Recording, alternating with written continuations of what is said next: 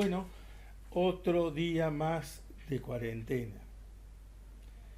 La vida en cuarentena es como estar en el quirófano, por el cuidado de la asepsia. Entonces ahora vamos a presentar otro caso de hernias. Al principio vamos a repetir algunos conceptos que ya hemos dado en otro video, pero así enfocamos el caso interesante que vamos a presentar. Se denomina hernia a la salida del contenido abdominal a través de un orificio anatómicamente constituido. Clasificación de las hernias. Siempre hablamos de clasificación porque las clasificaciones a veces están poco queridas por la gente. Es el molde sobre el que podemos pensar. Nos enseña a pensar. Veamos entonces. Zonas herniógenas. Aquí entonces nosotros, si tenemos un paciente cualquiera, no podemos dejar de revisarle la región inguinal, paciente con dolor abdominal, ni la región crural, la región umbilical, lateral, epigástrica, obturatriz y por supuesto podemos pasar a la región isquiática también, porque estas son las zonas herniógenas. Entonces a tener presente todas estas posibilidades de hernias. Si hacemos aquí un dibujo acerca de cómo es la pared del abdomen, tenemos aquí hernia epigástrica, aquí hernia supraumbilical, hernia umbilical, hernia lateral de Spiegel, hernia inguinal, hernia crural. En la cara posterior y perineal tenemos hernias posteriores, lumbares, hernias crurales, obturatrices y hernias isquiáticas. Pero no todo es eso, sino que también el diafragma tiene sus hernias. Y entonces tenemos en la zona anterior, aquí, tenemos las hernias de Morgagni, igual que la sala de autopsia, la sala de Morgagni. Y hacia atrás tenemos las hernias de Bogdalek, aquí hacia atrás, hacia la espalda. Sabemos que el diafragma tiene tres orificios, el de la aorta, en la 12 vértebra dorsal, el de el esófago, en la 10ª vértebra dorsal, y el de la vena cava inferior, que está en el octavo, la 8ª vértebra dorsal. Si ustedes se fijan es 8, 10, 12, así pueden recordarlo. Entonces el saco herniario, ¿cómo es? Y tenemos el cuello o anillo, tenemos la pared del saco y tenemos el fondo del saco.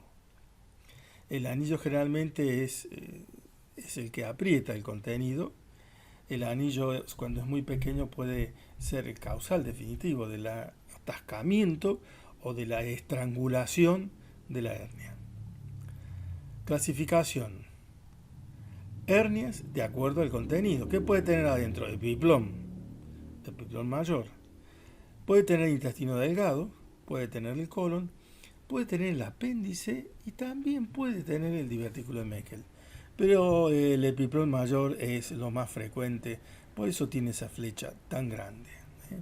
Y cuando se mete el intestino, allí ya tenemos que pensar en que hay alteración del tránsito digestivo.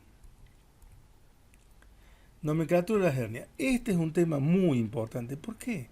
Porque resulta que nos confundimos, decimos una cosa por otra. Así que lo vamos a decir despacito, así quedan los conceptos.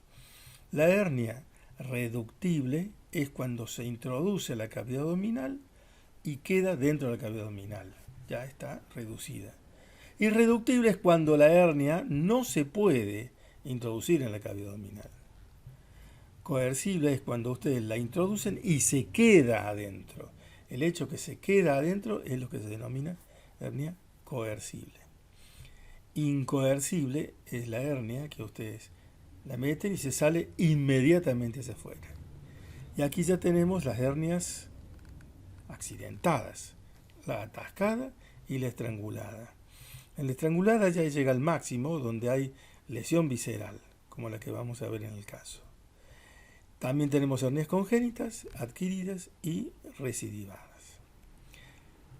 Y el flemón pioestercorace, o sea, una infección severa donde hay pus, donde hay materia fecal, que comenzó en una hernia que de atascada pasó a estrangulada. Entonces, las que están con el circulito doble rojo, atascada, estrangulada, y el flemón pío estercoráceo, son para cirugía. De urgencia, porque en realidad todas las hernias debieran ser operadas. Etiología, pueden ser congénitas, adquiridas, o pueden ser traumáticas. La intervención quirúrgica de urgencia en las atascadas, estranguladas y en el flemón pío estercoráceo, como dijimos recién. Factores predisponentes, es multifactorial. La edad, el sexo, la herencia, la obesidad. Mientras que los factores desencadenantes son la disnea, la tos, la constipación, el gran esfuerzo, el embarazo, la hiperplasia prostática, la obesidad. Pero siempre recuerden que cuando hay aumento de la presión intraabdominal por alguno de estos factores, tenemos que pensar en cáncer de pulmón, cáncer de colon o cáncer de próstata, porque causan aumento de la presión intraabdominal. Entonces, cáncer de pulmón, el enfisema, el broncoespasmo, el asma, todos se relacionan con ese esfuerzo mayor que aumenta la PIA, la presión intraabdominal. El cáncer de próstata, la prostatitis sin necesidad de ser un cáncer, el cáncer de colon, el gran esfuerzo, el embarazo, y estas calamidades que nos llegan en más de una oportunidad, hernias gigantes, que por supuesto aquí hay no solo abandono del paciente, sino de la familia, y bueno, ahí la paciente ya está intubada, a ver qué se puede hacer. Cuadro clínico. Hay muchas hernias asintomáticas, y esto es lo más frecuente, por eso la gente no se opera. Hay hernias que presentan el tumor que sobresale, le llama la atención a los pacientes, y cuando empieza el dolor, sí, allí es más importante ya la consulta. Si hay oclusión intestinal y si hay peritonitis, por supuesto que tienen que estar internadas y operadas. ¿Cómo pensar un paciente con hernia? Si hay una hernia que ahora molesta y antes no molestaba, hay que pensar en que aumentó la presión intraabdominal. Y sí, puede tener un cáncer, como ya dijimos. Pulmón, colon, próstata. El tacto rectal evalúa la próstata y evalúa el recto. Miren qué importante es esto ante la presencia de un cuadro de oclusión o del cuadro de una hernia accidentada, sea atascada o estrangulada. Entonces, pensar en cáncer de pulmón, de colon y próstata. Todos aumentan la presión intraabdominal. Esta fue una de las enseñanzas de mi maestro, Daniel Allende, que decía, hay que meter el dedo para no meter la pata. Caso clínico. Motivo de consulta. Dolor abdominal. Mucha gente consulta por dolor abdominal. Se trata de una paciente de 43 años, de sexo femenino, que tiene 75 kilos de peso, una talla de 1,60 m y un índice de masa corporal de 30. O sea que no es una paciente tan obesa como para que nosotros tengamos la obesidad como causa de la hernia. Entonces, y es una paciente joven. Muy bien. Antecedentes personales patológicos, niega. Personales quirúrgicos, una cesárea. Ex tabaquista. Abandonó hace 15 años el hábito de fumar. Así que alguna cosa puede haber quedado en pulmón. Antecedentes alérgicos, niega. La paciente ingresa a la guardia por sus propios medios. Presenta dolor abdominal de 48 horas de evolución. De inicio súbito durante actividad física. Esto es tan importante. Si estaba teniendo actividad física, seguro que aumentó la presión intraabdominal. Se localiza en región umbilical y periumbilical. Al principio, la intensidad era 5 en 10. Aumentó a 10 en 10 en las últimas 24 horas. De tipo continuo, no irradiado. No cede con el reposo. Asociado a náuseas y vómitos en reiteradas oportunidades. Si así ha tenido vómitos y náuseas, es probable que haya compromiso intestinal. Dificultad para eliminar gases, y ya podemos decir que la paciente con dolor abdominal tiene posiblemente un hilio. Catarsis negativa en las últimas 48 horas. Niega fiebre o equivalentes febriles. También niega síntomas urinarios o ginecológicos. Por todo ello pensamos solamente en ombligo y región periumbilical. Al examen físico, control de signos vitales, 37 grados, frecuencia cardíaca 100 latidos por minuto, tensión 130-80, saturación de oxígeno 97% con aire ambiente. O sea que apenas se ha movido un poquito la temperatura. La frecuencia cardíaca sí, no ha modificado la tensión y satura bien. Tórax SP,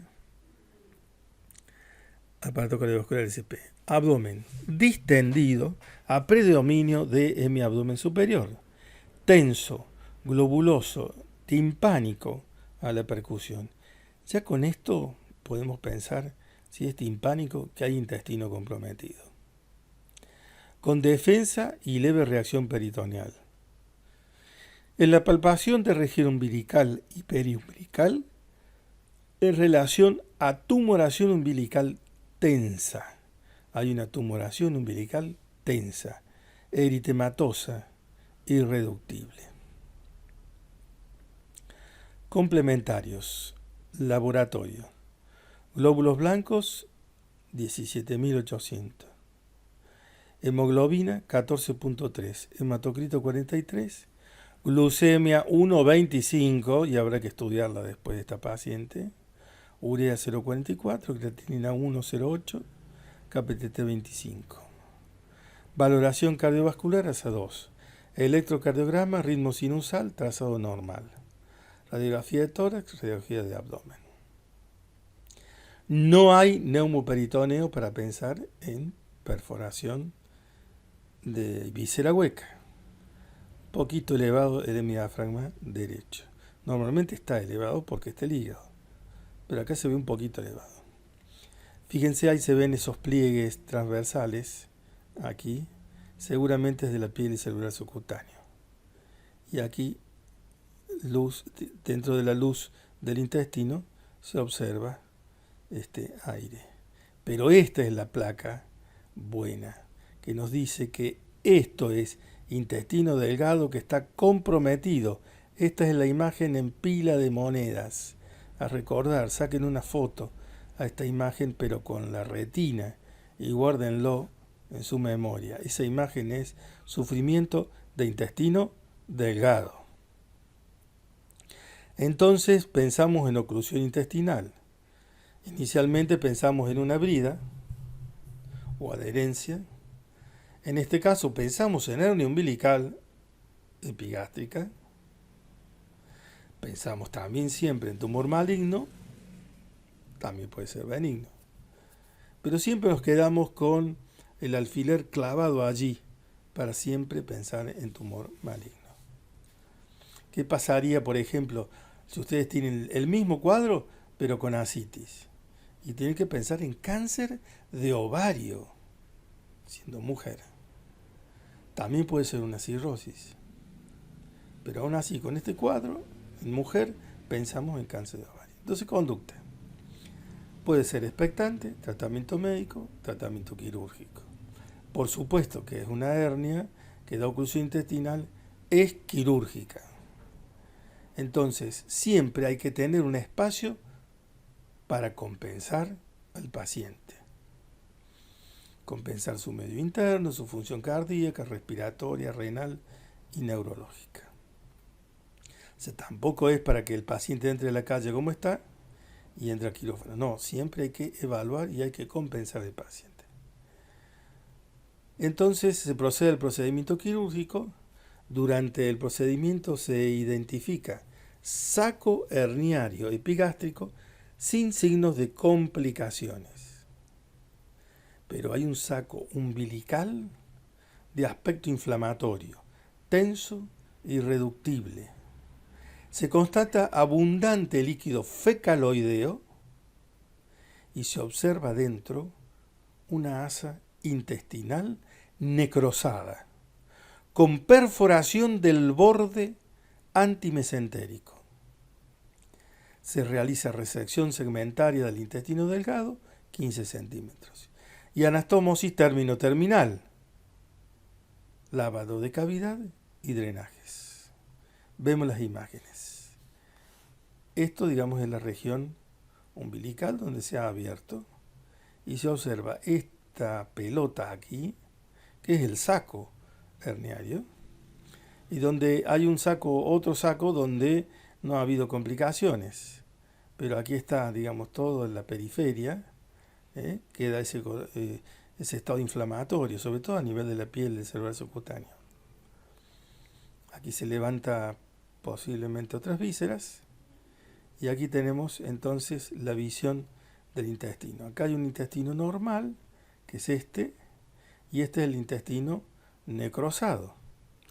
Vean ahora, esto es el orificio donde está la perforación, y esto es lo que está dando ese cuadro de 17.000 blancos. Esto es lo que está dando el cuadro oclusivo, el hilo oclusivo con no eliminación de gases ni materia fecal.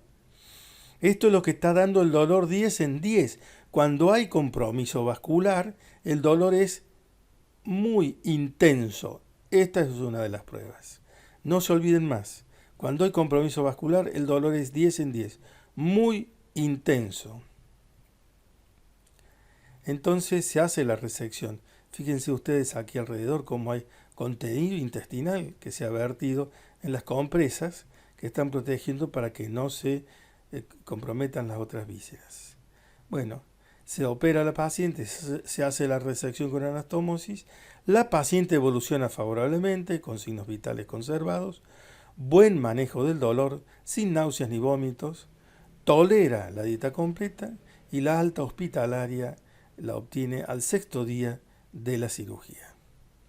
Entonces, a tener en cuenta, si hay dolor a nivel de una hernia, esa hernia tiene su morfología modificada, es decir, el color está rojiza, está a veces de color violáceo. Pensemos en hernia accidentada, que puede estar atascada o puede estar estrangulada. Si la paciente tiene una oclusión intestinal o signos de sepsis, es que estamos pensando en un estrangulamiento. Y entonces la paciente primero tiene que hacerse el diagnóstico directa de abdomen simple, de pie acostado, radiografía de tórax, evidenciar si hay o no perforación libre a cavidad. Y una vez que esté compensada la paciente, que no esté deshidratada, porque estas hernias, cuando interesan el intestino delgado, está por encima de la válvula ileocecal, vomitan mucho, se deshidratan y entonces la paciente no puede ir al quirófano deshidratada. Entonces hay que compensarla antes. Después se hace la cirugía y la paciente de 43 años vuelve a su actividad con los cuidados que amerita un postoperatorio. Bueno, muchas gracias, nos estamos viendo en otro video. Ahora ha salido el sol, está hermoso el día. Les mando un fuerte abrazo, queridos muchachos, y que tengan mucha suerte a estudiar mucho y aprovechar ahora la cuarentena.